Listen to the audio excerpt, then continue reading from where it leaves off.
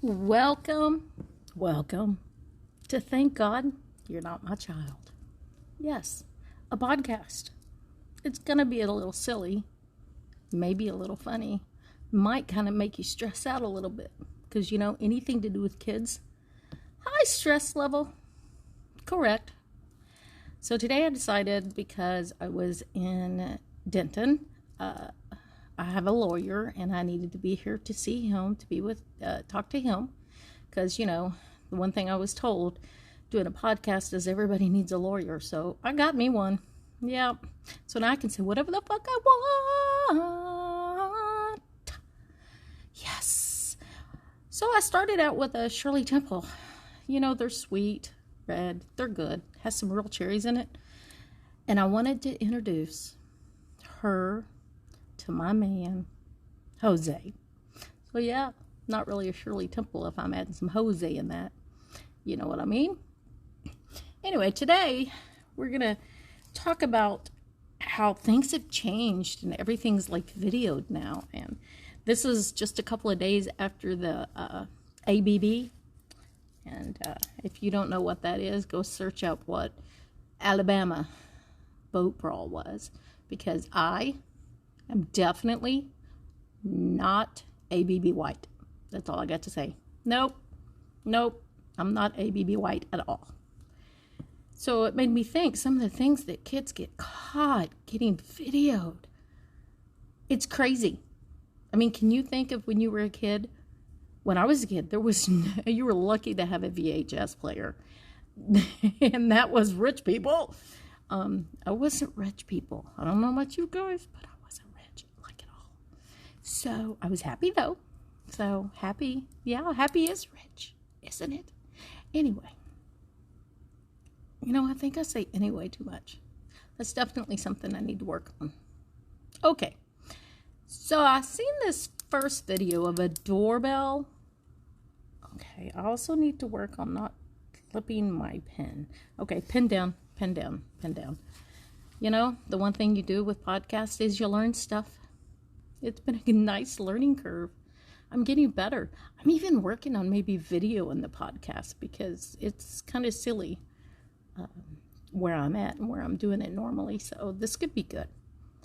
So I'm listening to this TikTok, and this little boy runs up to the doorbell, like runs up and kicks it like ninja style, and then runs off. I'm like, okay, that's just destroying something, because you could break that. That could cost somebody money. That's not funny. That's not funny. And let's say it again, that's not funny. Destroying someone's stuff is not funny. What could be funny is ringing that doorbell and maybe saying something funny like, oh, I rang your doorbell and ran away, because you're not hurting anything. You're not destroying. Annoying somebody is not destroying property. I grew up being annoying, and I'm not sure, but I might still be annoying. Who knows? But destroying property, that is not a ding-dong ditch. You know what that is. And if you don't know what that is, you might be too young to be listening to this podcast. So just go to fucking bed right now. Just go to bed. You're too young. So the next one is even worse.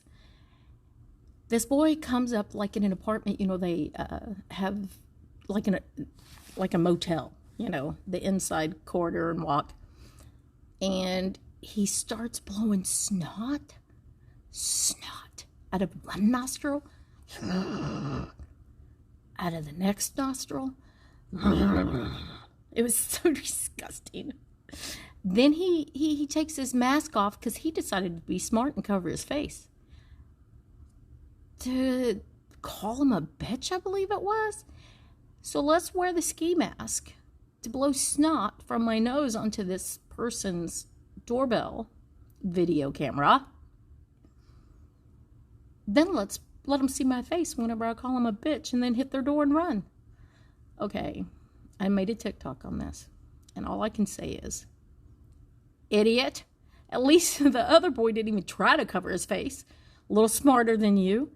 This kid, I hope, got caught, and his parents told him, how stupid can you be? Because if you're going to wear a mask, let's just get real. Don't let them see your face, idiot. And first of all, snot, whether you believe COVID was real or not, I had it. I know it was. Snot? Who wants snot blown on anything they have to touch? I mean, you don't even want snot in your own body, less alone someone else's on your stuff.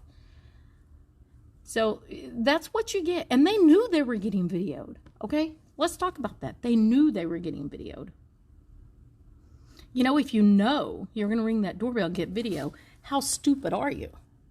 I mean, really, let's think about it. Yeah. Ignorant, stupid, whatever you want to call it. That little boy, I hope, maybe 13 years old, does better than this.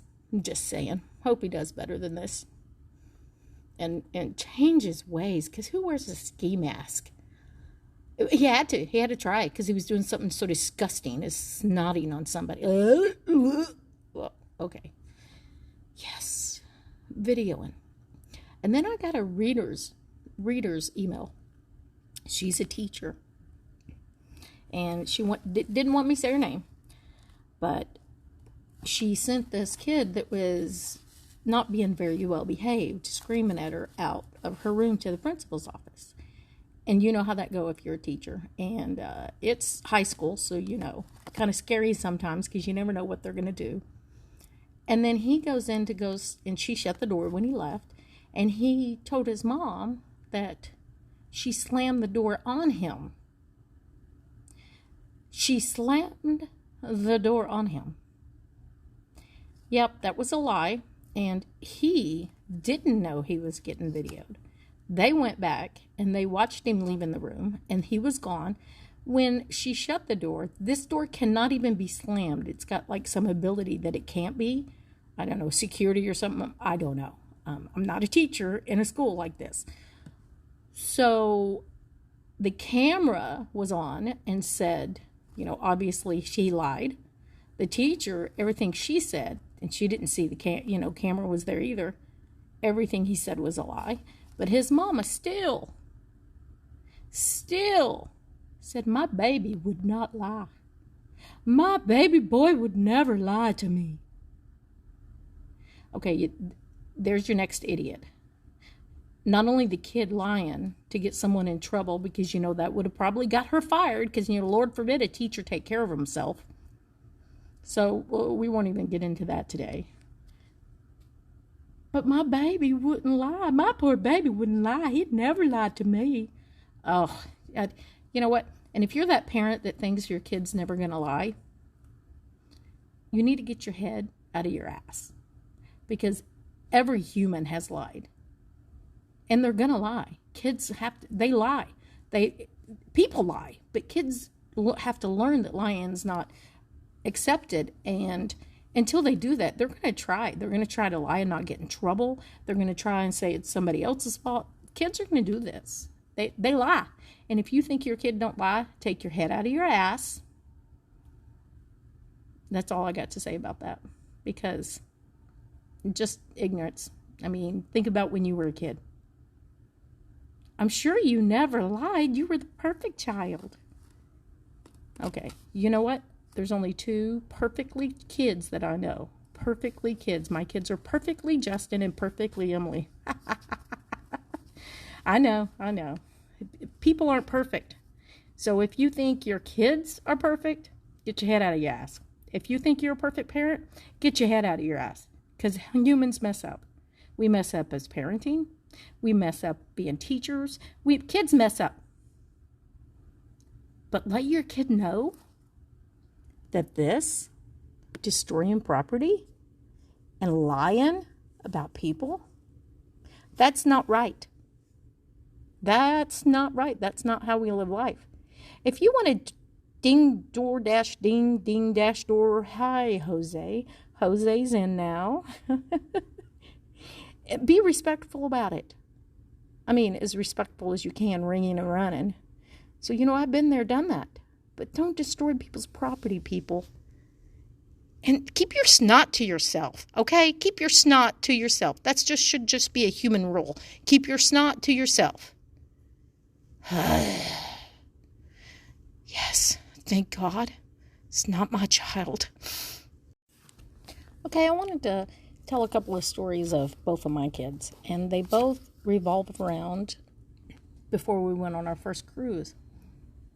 I'm thinking they were 15 and 11, so they were old enough to enjoy, and but old enough to understand. They better damn well have understood, just saying. So we were going to share a room because it was our first cruise and it was expensive, and there's just 4 of us, and there's really no problem with us sharing rooms. So we, that's just how it's going to be. We'll have 2 bunk beds, and we're going to enjoy our first cruise and have a blast. And the week before the cruise, one of my daycare parents came in that we were booking the cruise with. It was the first cruise we took together. She said for $100 or more, we could have our own room. That means the kid's dad, my ex-husband, we could have our own room. Well, $100? Score. Well, my son was standing there with another daycare parent. We're standing around the island when we decided this.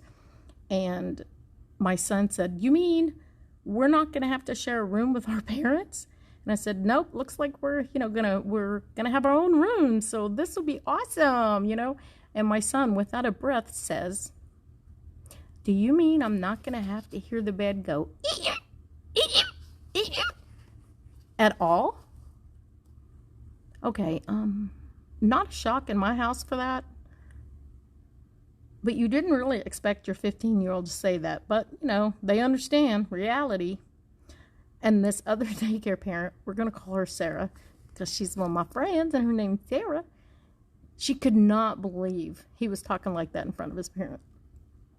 She was shocked. She said something, and I'm like, oh, it's only honest to God truth. I mean, he's 15. At what point does he not think his parents might be getting it on? So, yeah, that was one of our first stories. We'll never forget it. And we realized after our first cruise that we never needed to share a room with anyone. Our kids need the room, we need the room, because the rooms are really little. But don't get me wrong, I'd sleep in a closet to be on a cruise ship, because that's my vibe. Next February will be my 25th cruise. And I'm excited because I like cruising and blue margaritas. We'll just leave it at that. Then we're going to move on to what I did to my kids before our first cruise, before both of them. And really it ended up that it was to my daughter. But after our cruise, or before our cruise, I thought it was very important that we were schooled in what happens if something happens on the cruise ship. You understand. Don't you understand? It's something in me that has to plan, for what we're going to do if something happens. So it's very important that we watched both Poseidons, the original and the new one. As I call him Poseidon, or as I like to really call him Poseidon. Yes, remember, if your cruise ship flips over, you go down, do go up. It's very something. You have to do this. You have to learn this. So if you haven't been on a cruise ship, DM me. I'll make sure you get all the first should do before you go on a cruise. Okay? So she, my daughter, perfectly Emily, was mortified and scared and wasn't for sure she wanted to go. Of course, we kind of just let it ride and all.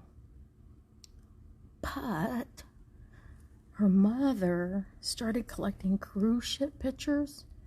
And before we went on the ship, every door she turned around or whatever, there'd be an upside down cruise ship, just to remind her that if your cruise ship flips over, remember, go down to go up. Or is it go up or to go down? Ah, crap. I watch those now anytime I want to. But my favorite one to watch now, before a cruise, so I'm prepared, is 47 meters down.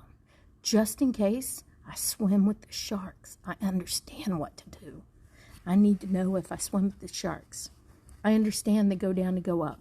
I've got that down. But go up, go down, go down, go up. Okay, anyway, all we know is if the ship flips over, I'm having a great time and having a blue margarita. You know what I mean? So I've had a few new listeners, still everybody in the U.S. I have nobody that's not in the United States. So I'm patiently waiting for another country to come in and tell me that's not how we parent, because that's what I'm looking for. Parenting of different styles. When kids throw fits, us all to realize all kids will throw a fit. To realize all kids are different. And to realize you need to know your kid the best of anyone. And then you take your chance on letting them go out into the world when they get old. That's where I'm at now. They old, and I'm old. Anyway, thanks again for listening to me ramble on about how stupid kids can be and stupid I can be. And just remember, always thank God they're not your child when you're seeing them throw a fit. Until next time.